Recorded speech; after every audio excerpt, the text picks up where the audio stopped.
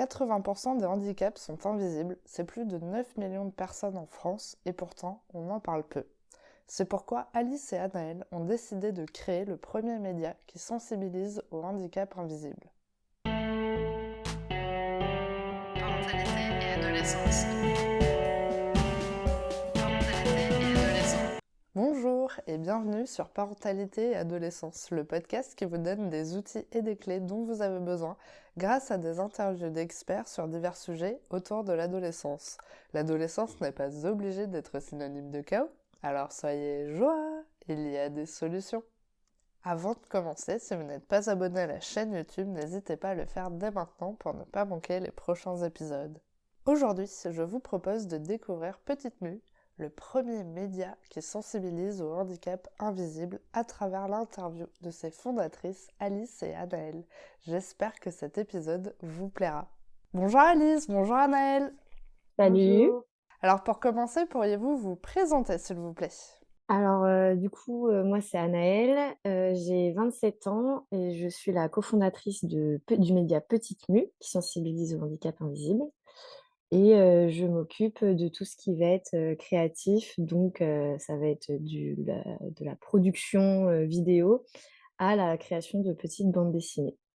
Qui sont hyper chouettes d'ailleurs comme illustration, donc franchement j'adore. Et du coup, bah, moi, c'est Alice, j'ai 26 ans, et je suis l'autre cofondatrice, de Petite Mue et je m'occupe, un petit peu de gérer, en fait, toute la communauté, enfin, sur nos réseaux sociaux et de trouver de nouveaux partenariats, enfin, un petit peu tout le côté relationnel et administratif.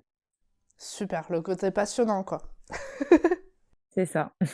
Alors justement, pouvez-vous nous présenter Petite Mue et son histoire, s'il vous plaît? Du coup, pour l'histoire de Petite Mue, on a eu l'idée de la création du compte il y a maintenant un peu plus d'1 an.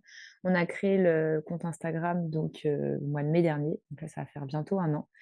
C'est parti en fait, moi d'une histoire plus personnelle où on m'a détecté donc la sclérose en plaques, il y a maintenant un peu plus de 2 ans et suite à ça, en fait, j'ai pas trouvé de contenu, les mois qui suivaient, de témoignages de jeunes, qui parlaient d'handicap invisible ou de maladie et je trouvais qu'il y avait il y avait même aucun média qui existait sur le handicap invisible et sur Instagram, notamment et c'est là où j'ai proposé du coup à Anaëlle de participer à ce projet-là.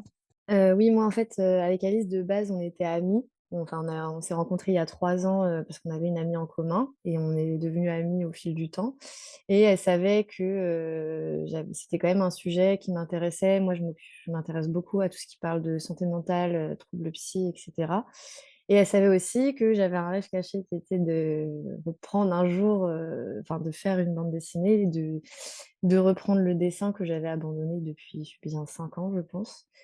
Et donc elle m'a proposé ce projet et on a eu un peu l'idée ensemble de se dire que des petites BD, un peu fun, un peu dédramatisantes et légères, sur le sujet du handicap, pourraient être sympas et du coup, bah, on s'est dit: «Allez, c'est parti» et j'ai foncé, dans cette super aventure. Génial, une belle histoire d'amitié qui commence sur les chapeaux de roue, donc c'est trop bien. Alors quand justement vous parlez de handicap invisible, ça concerne quel handicap? Alors, les handicaps invisibles, on va dire, bêtement comme dans le monde, ça va être les handicaps et les maladies qui ne se voient pas. Mais plus concrètement, on va avoir par exemple tout ce qui est, douleurs chroniques, les maladies chroniques en plus général, comme l'endométriose par exemple, les maladies, auto-immunes, comme peut être la sclérose en plaques, Parkinson aussi, il va y avoir tout ce qui est troubles psychologiques et psychiatriques, donc ce qui en touche beaucoup à la santé mentale et également aussi, par exemple, les post-accidents comme le post-AVC ou le post-cancer qu'on oublie souvent que, la maladie ne s'arrête pas, parce qu'on a fini un traitement et encore, là, j'en ai cité que quelques-uns, mais il y en a, Hmm. encore énormément d'autres. Les troubles 10, par exemple, Oui, j'ai aussi, oublié par exemple, beaucoup on parle à l'école, les troubles 10, de de l'apprentissage. l'apprentissage, les troubles autistiques aussi, enfin il y en a, Oui, les troubles neurodéveloppementaux, je crois que c'est ça le nom. Et justement, avez-vous quelques chiffres à nous partager pour qu'on se rende compte un peu du nombre de personnes concernées par le handicap invisible en France? Alors aujourd'hui en France, il y a 12 millions de personnes qui sont en situation de handicap, dont 9 millions qui sont en situation de handicap invisible, ce qui fait 80 aujourd'hui des handicaps sont invisibles. Heu, Après si on voit les douleurs, maladies chroniques, douleurs chroniques, c'est 30 de la population, par exemple.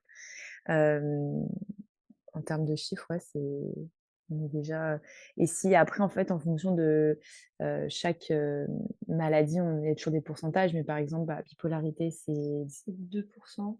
2 Schizophrénie, c'est et 1%. schizophrénie 1. On n'a pas après les chiffres sur tous les Ouais. types de maladies, mais celui qu'il faut retenir, c'est 80 des handicaps sont invisibles et pourtant c'est ceux qui sont les moins représentés vu qu'ils ne se voient pas.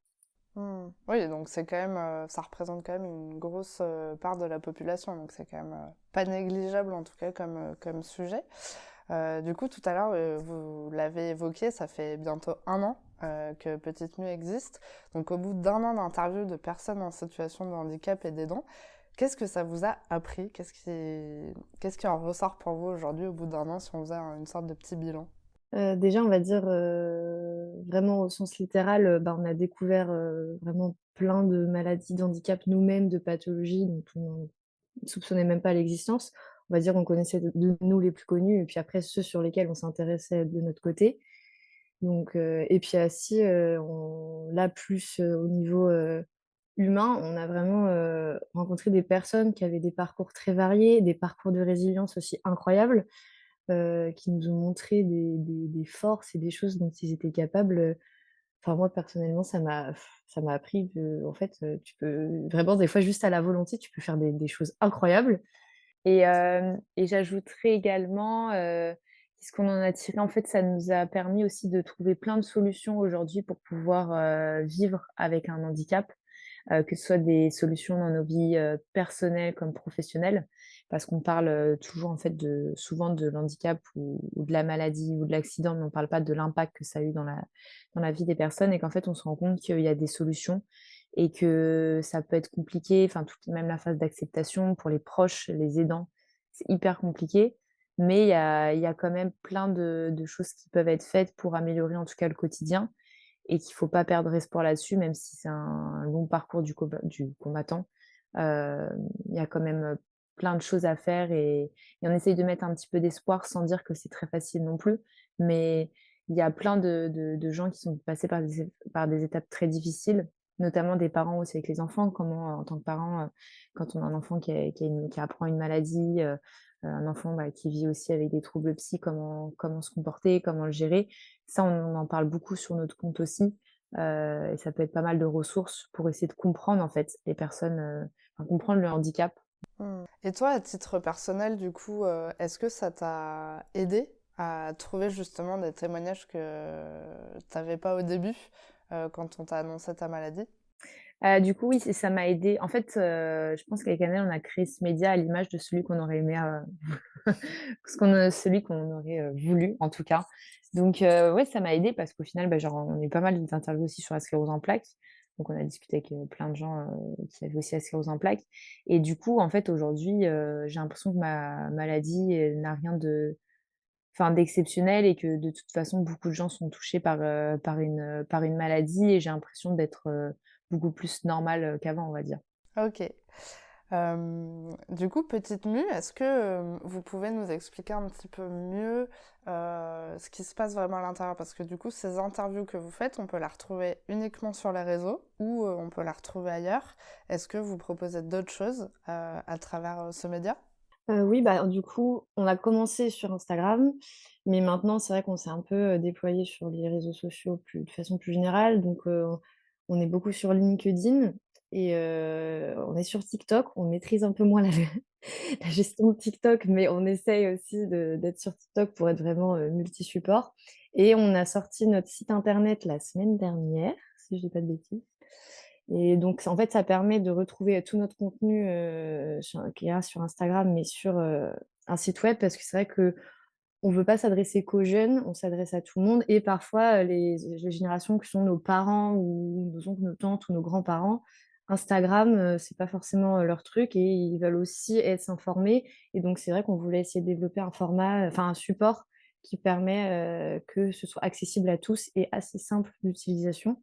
Donc là, on a vraiment, tout regroupé au même endroit Et après au niveau des formats, donc ouais, on a le format, interview face caméra où là, ça va, et du coup le format podcast parce que c'est pas forcément simple de témoigner face caméra, c'est quand même un exercice particulier. On s'y est prêté, bah, c'est pas évident. Donc on propose aussi le format podcast, pour que les gens puissent raconter leur parcours, leur expérience, leur vie en fait et parler de ce qu'eux ont pu ressentir, que ce soit au sein de la famille, que ce soit après l'annonce, que ce soit, tout leur parcours de traitement et leur parcours de résilience. Donc c'est via ça qu'on donne la parole et après à côté, on fait aussi du coup des formats, comme on disait au début, de bande dessinée où là on aborde les sujets de façon un peu plus, généraux. Ça va pas forcément être, par exemple, une maladie, une BD, ça va plutôt des fois être aussi, des BD qui concernent l'impact que ça va avoir. Par exemple, on avait fait une bande dessinée sur, les rencontres qu'on peut faire, à quel moment tu annonces ta maladie et à quel moment tu annonces que tu as un handicap. Après des petites, enfin des ça va vraiment englober plein de sujets assez variés, mais toujours, on va l'aborder avec une sorte d'humour un peu cynique. Je dois bien l'avouer, c'est moi qui fais ça et bon, des fois j'ai un humour un peu noir, mais parce qu'on veut essayer de montrer qu'on peut rire du handicap et parce que justement on peut vivre avec et on peut en rire. Parce qu'il vaut mieux en rire des fois qu'en pleurer parce que sinon on s'en sortirait pas en fait. Et du coup, pour être allé voir votre très nouveau site web qui est très chouette et très coloré, vous proposez aussi d'intervenir auprès des entreprises, c'est ça? Du coup, oui, effectivement, on intervient auprès des entreprises, sous un peu, 3 thématiques différentes. La première, c'est qu'on fait de la prise de parole en entreprise avec, des ateliers, des conférences, pour sensibiliser, pour ouvrir, le débat. La deuxième, c'est qu'on fait de la conception et réalisation, donc tout ce qu'on propose, dans notre média, que ce soit vidéo, podcast, bande dessinée ou autre support de communication, on le propose de le faire en interne des entreprises. Et ensuite, on propose, donc ça, ces 2 premiers trucs, permettent donc ça, on vise toutes les entreprises aujourd'hui et du coup, là, on cible aussi des entreprises, qui font des innovations, qui ont un impact dans le milieu du handicap et là, on propose de gérer, leur communication, donc notamment leurs réseaux sociaux. Donc c'est un peu les sur les 3 thématiques sur lesquelles on intervient et quel est l'intérêt aujourd'hui d'intervenir dans les entreprises? Il y a pour les personnes qui sont en situation de handicap, l'objectif, c'est qu'elles déclarent leur RQTH, donc leur reconnaissance, de travailleurs handicapés pour qu'elles aient des aménagements. Parce qu'on s'est rendu compte pendant toutes nos interviews que beaucoup de gens ne travaillaient plus par manque d'aménagement et pas par, manque de volonté. Hem Et ensuite pour les aidants et les proches, aussi avoir des aménagements parce qu'on peut, si on est aidant, d'une personne qui a besoin de plusieurs heures, d'être là plusieurs heures dans la journée, c'est important aussi pour ces personnes-là, on n'oublie pas d'avoir aussi des aménagements et puis pour les collaborateurs, savoir comment se comporter en fait avec, leurs collègues qui sont des fois maladroits, mais pas parce qu'ils juste parce qu'ils ne connaissent pas le sujet et puis pour les personnes qui sont pas du tout touchées, bah, pour avoir des entreprises, on va dire un peu plus inclusives. Trop bien. Du coup, quels sont vos objectifs avec la sensibilisation au handicap invisible pour les particuliers et pour les entreprises? Est-ce que vous êtes vraiment fixé des objectifs particuliers? Alors déjà pour, les particuliers, enfin les gens qui vont toute notre communauté, les gens qui vont nous suivre, c'est vrai que la plupart des gens ont un handicap invisible ou alors ce sont des proches et des aidants. Ça va être premièrement de rompre l'isolement en fait, parce que des fois quand on n'a pas de témoignage, quand on n'a pas d'interview, quand on n'a pas de retour, sur quelqu'un qui vit la même chose, bah, on se sent un peu seul ou pas forcément compris. Donc ça c'est le premier objectif. Le, 2e objectif, c'est, bah, du coup de faire découvrir aussi, bah, des nouveaux parcours, des nouvelles maladies, sensibiliser, peut-être à déconstruire pas mal de clichés aussi, sur certaines, maladies ou accidents. Et pour les entreprises, effectivement, bah, c'est un petit peu ce que je disais, avant, c'est vraiment qu'on commence à en parler librement, à faire en sorte que ce soit plus le handicap ne soit plus un tabou et que derrière, en fait, ouvrir la discussion et que je suis sûre que si tout le monde en parle et que ça devienne, en fait, un sujet de conversation naturel et pas gênant, quoi. Ce qui est le cas souvent en général. Ouais. Bah, c'est vrai que pour avoir échangé avec quelques personnes sur ce sujet, j'ai eu des retours de personnes justement qui n'en parlent pas du tout à leur entreprise et du coup il n'y a pas d'aménagement qui sont mis en place. Donc forcément à un moment donné ça devient un peu problématique. C'est pas très agréable et c'est vrai que je me suis dit bah, pourquoi dans ce cas-là, elle en parle pas à l'entreprise, en fait, il y a finalement un peu cette peur de l'incompréhension de l'employeur. Donc en fait, c'est vrai que c'est pas évident parce qu'en fait, si tu sensibilises les personnes qui sont handicapés finalement à oser en parler, ok, c'est une chose, mais en fait, il faut que du coup, les autres personnes soient aussi aptes à recevoir l'information et à être ok pour mettre les choses en place pour que ça se passe bien aussi. Donc finalement, c'est vrai que ça doit pas être évident à avancer sur ce sujet parce qu'il faut que chacun avance un peu dans le même sens en même temps pour que ça matche comme il faut. Mmh. Du coup, pour les parents qui sont inquiets pour leurs enfants, qui sont porteurs d'un handicap invisible, qu'est-ce que vous aimeriez leur dire? Déjà, je pense ça paraît tout bête, mais souvent, c'est de croire et d'écouter son enfant.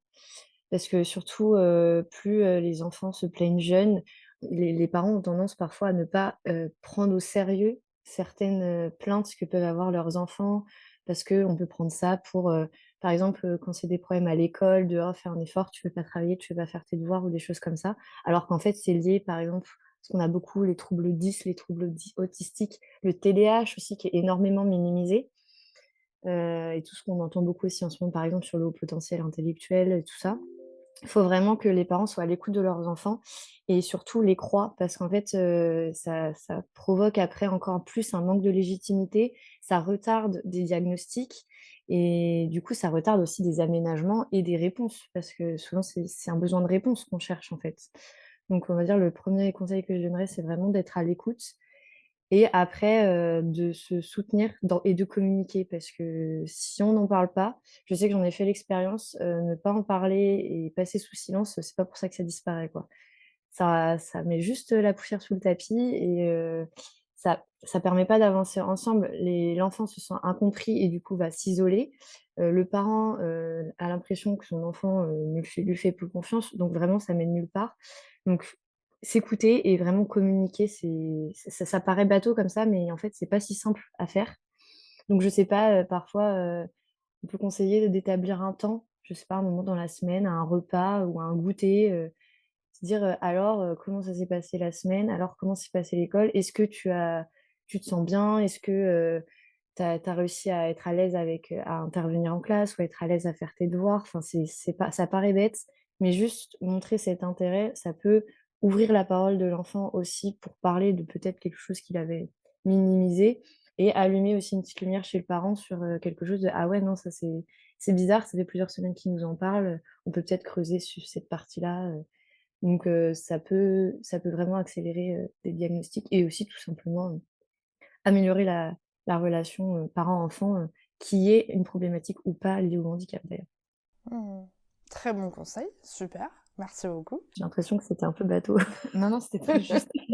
Franchement, des fois, il y a pas besoin d'aller chercher des trucs très compliqués, il y a des conseils très simples, mais des fois, les choses les plus simples, soit on n'y pense pas, soit on le fait pas, c'est pas forcément les choses les plus, faciles à mettre en place, alors que finalement, c'est des petits gestes qui vont tout changer dans la relation et simplement, en fait, la communication, c'est la base et surtout, ça permet de résoudre, beaucoup de conflits, plus de la moitié, juste en communiquant finalement ça avance beaucoup donc non, je trouve que c'était, très juste comme message. Du coup, on arrive à la question pour les auditeurs, donc là c'est, le petit moment, pour vous. Avez-vous un message à transmettre aux personnes qui nous écoutent aujourd'hui?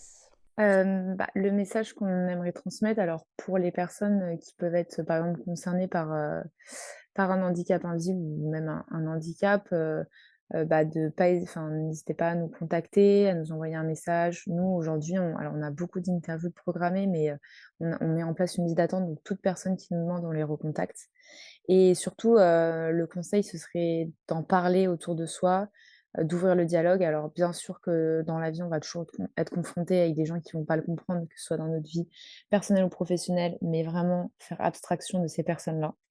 C'est hyper important, et tant pis pour elles, en fait, des fois, si elles veulent pas être sensibilisées, on peut pas faire plus. Mais vivre dans le silence, je pense que c'est pas non plus, la solution. Et pour les personnes qui ne sont pas du tout concernées, d'essayer de s'informer sur le sujet parce qu'ils pensent ne pas être concernés. Mais je pense qu'on est tous concernés, enfin, on connaît tous quelqu'un qui a eu, une maladie ou qui a vécu un accident ou enfin, n'importe et du coup, peut-être que juste que si autour de soi, si on commence à en parler, bah, il y a des gens qui vont aussi en parler, ils vont se dire: «Ah bah, en fait» enfin moi je l'ai vu quand j'ai quitté mon boulot, il y en a qui sont venus m'en parler alors que j'étais pas du tout au courant, en fait et le fait de dire qu'on a un média, il y a plein de fois où quand on rencontre des gens, ils nous disent: «Ah bah, moi aussi j'ai un handicap invisible». Ils en parlent et personne n'était au courant. Donc je pense qu'en fait, on est tous concernés, c'est juste qu'on ne le voit pas et qu'il faut, bah, plus en parler pour le voir. Hmm. Est-ce que tu veux rajouter quelque chose, Anaëlle, ou c'est bon? Non, je pense qu'en vrai, elle a dit, notre parole. Elle a prêché notre parole. Parce qu'on est plutôt alignés sur pourquoi, on fait ça et ce vers quoi on va. Sinon, on travaillerait pas ensemble, je pense. Est-ce que, il y a des, prochains gros caps à passer pour Petite Mue, prochainement, ou des choses qu'on pourrait suivre avec vous ou pas forcément? On a pas mal de projets en cours, que ce soit, du côté du média ou du côté, entreprise. On va dire, si ça intéresse, on fait des ateliers de sensibilisation pour arrêter que tout soit virtuel. Donc ça, on va en faire de plus en plus. Donc, on fait ça avec la Cité Fertile. C'est tous les 2 mois si j'ai À Paris. à Paris Mmh. et du coup, ça Merci. permet un peu justement de rompre l'isolement parce qu'on se rencontre en vrai et ça permet aussi d'ouvrir le dialogue sur, parce que souvent les personnes ne viennent pas seules, viennent à 2, donc avec quelqu'un qui n'est pas forcément sensibilisé. Ça donne des tables rondes très intéressantes et c'est beaucoup plus intime. Oui, on sort notre première saison de podcast, enfin de vrai podcast, en juin, cet été, Peut-être avant. peut-être avant. Les dates, à chaque fois, Ça c'est un serait peu flou. que Moi et les dates, c'est ma faute. mai, plutôt mai, fin avril-mai. Mais donc, OK, où là, on va aborder la thématique, des jeunes et le rapport des jeunes et du handicap. Donc ce sera une première saison, de 5 épisodes et puis après dans là, plus longtemps, on aimerait sortir une bande dessinée sur le handicap invisible. c'est trop bien parce que justement j'allais poser la question, vu que c'est toi qui fais tous les visuels et que tu parles de bande dessinée, depuis le début, je me suis dit: «Mais du coup, est-ce qu'il y en a une qui va être imprimée?» Bah, c'est l'objectif, donc c'est déjà en rédaction, mais du coup, vu que je l'écris et que je l'illustre, on va dire, toute seule, enfin, Alice m'aide toujours sur le scénario et tout ça, mais ça va prendre du temps, donc ce sera pas avant 2 ans facile, mais Ouais. mais c'est quelque chose qui est déjà en écriture et qui est déjà dans les tiroirs et qu'on aimerait, réussir à faire au plus vite parce que ça, c'est un format même qui nous tient à cœur, particulièrement d'avoir quelque chose de ouais, comme tu dis, d'imprimé, de Ouais. concret, qu'on pourrait, donner et qui pourrait toucher aussi un autre public parce que c'est vrai que les bandes dessinées plaisent bien et toujours garder ce petit côté un peu fun et Mmh. coloré, qui fait Petite Mue. Génial, trop bien. Et ben comme ça, on va pouvoir suivre tout ça. Et justement, pour finir, comment nous pouvons vous contacter et est-ce que vous êtes présente sur les réseaux? C'est le moment de nous rappeler un petit peu où on peut tout retrouver. Bah, vous pouvez nous retrouver sur Instagram, donc petite.mue. Mue, c'est sans E, donc c'est MU. Pareil pour TikTok, pareil pour LinkedIn, et heu et puis notre site internet qui est, petitemue.fr. Super. Bah, dans tous les cas, je mettrai tous les liens en description, donc ça sera très facile pour vous de tout retrouver. Merci beaucoup à toutes les deux d'avoir accepté mon invitation. Je suis trop contente d'avoir pu découvrir votre média. J'ai hâte de voir la suite. Et ben, j'espère en tout cas que cet épisode aura pu aider à faire découvrir un autre média et trouver bah, plein d'autres ressources justement à découvrir sur le handicap invisible. Bah, merci beaucoup à toi, c'était top.